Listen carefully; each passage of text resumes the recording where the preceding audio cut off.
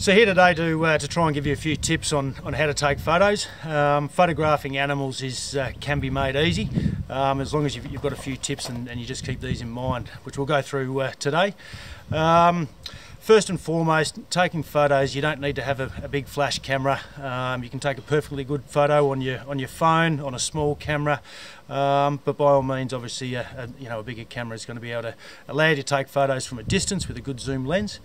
A very important part to always keep in mind is lighting. Today, as you can see, we've got a cloudy day, so it's you're not having to worry about sun and shadows and the like. But if you are taking photos on a sunny day, always be mindful to have the sun over your shoulder, so as not to get any shadows on the animals that you're taking.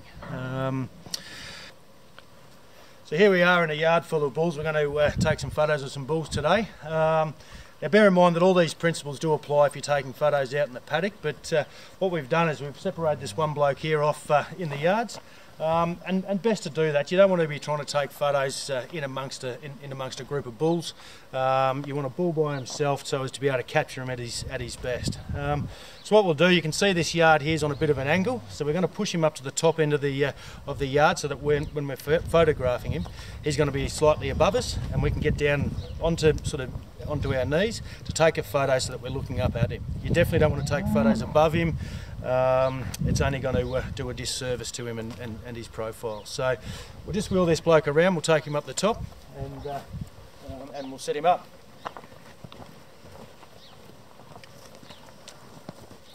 So here we've got the bull standing up, and as you can see, with this yard being a bit downhill, he's facing downhill, but he's also quite stretched out. So you can see that back near side leg that is a bit stretched out. It's just stretching him out. He's looking downhill, and it's just not optimum. So we'll keep working on him with Justin here, and we'll keep working. We'll turn him around. Ideally, you'd have him facing up the hill, and just have that near side leg, almost vertical coming off his rump there. So we'll keep working on it, and we'll get him set up for you. So in taking your photos, a little tip is to have a second person with you at all the time. And that's because when you're taking the photo, you as the photographer, you're concentrating on taking that photo. You don't want to be concentrating on how the bull's standing, getting his attention, and that's where the second person's going to come in.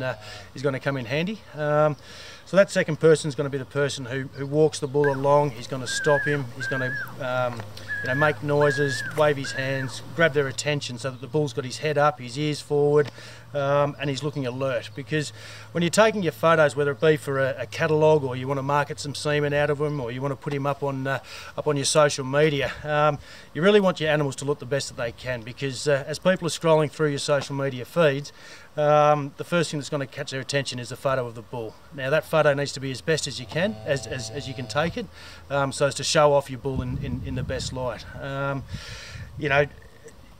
Your bull is he's going to be your favourite. You can describe him as being fantastic and terrific, and he's got this, that and the other and all these other attributes to him. But ultimately, to the person who you're trying to market it to, having a look at that photo, that's what's going to first grab their attention. So that's where the importance of taking these photos is so high, and having that second person will allow you and enable you to take that photo as best as you can. So here you can see we're standing above the bull. This is a photo not to take. While his feet are okay, his feet are all in the right spots, we're just on completely the wrong angle. We're standing above the bull, we're looking down on him, so that when you take that photo, his head's down, he's distracted. So when we have a look at that photo, it's not showing him off at all.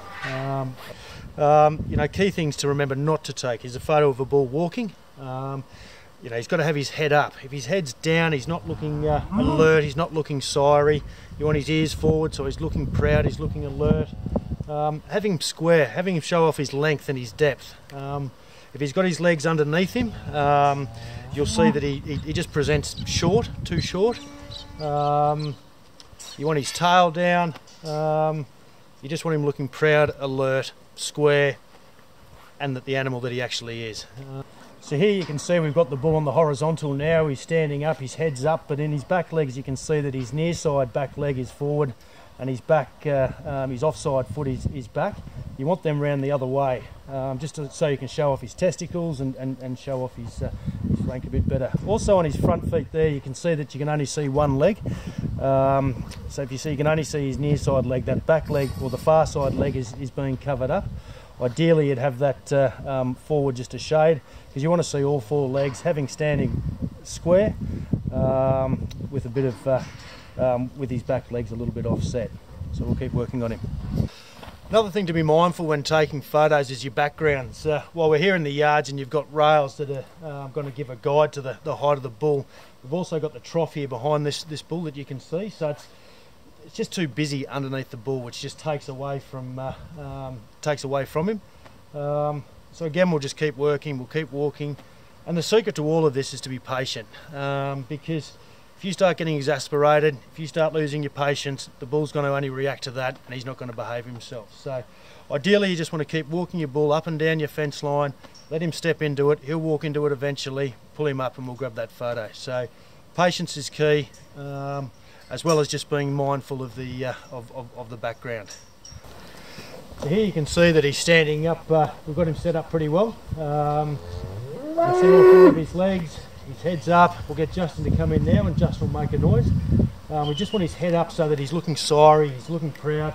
I'm going to get down and I'm just going to position myself just back from his front leg. I want to zoom right in with my camera. I want to get all of him in that frame.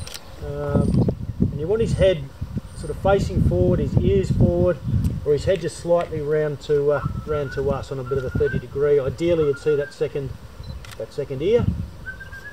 Justin, we'll just see if we can bring his head round to us a little bit, if you can.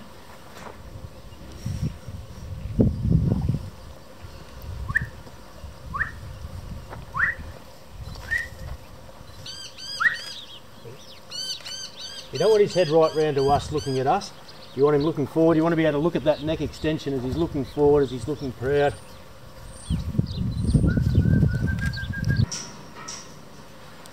So as you can see here, we've still got the bull set up well. He's still square, he's still looking up, and you're just taking an angle here off his near side shoulder. Again, you still want his ears forward, so you still make a noise. Bah. So in addition to photography is also videography, taking videos of your animals. Again, this can be done on your mobile phone, on a cheap camera. You can do it, and it just shows your buyers or prospective buyers, you know, your animals walking. So, you know, again, just to be mindful, grab that video. You don't want your bull running. You don't want him, you know, kicking up and playing around. You just want him walking along a fence line, and just walk him up and down that fence line. Get that video footage of him walking from side on again, and just and that'll show him off. And by all means, I'm certainly not a professional photographer. There's plenty of photographers out there that do an outstanding job, the likes of Brandon Sykes, Ben Simpson, Alison McCabe, Ben Hooper. You know, jump on and have a look at what those guys do, and you'll soon learn a lot. And if you're at a show, you're at a sale, just ask questions. Ask why the photographer's taking the photo the way that they're taking them, because everyone's happy to pass on their advice, and they'll soon give you some tips that will stick in the back of your mind. That's how I learned how to take photos. I learned through a photographer down in Victoria, and he's taught me pretty well, I think. So. Okay, so just finishing up, so just being mindful of why you're taking these photos. You're doing it to promote the animal that you're photographing or videoing, which in turn is promoting yourself and your stud and your genetics. So just thinking back on the tips, be quiet with your bulls. Just take your time, don't stir them up, don't get angry, just be patient. You want to get down low, get down on your knees to take your photos, just back from the front shoulder. You want his head up, ears forward, looking alert, and his legs. You want to be able to see all four legs, with his back legs near side just slightly back, and his far back leg slightly forward, so you can see his testicles. But enjoy it, have fun, do it with the family, and enjoy it. Thank you. Thanks for having me. Cheers.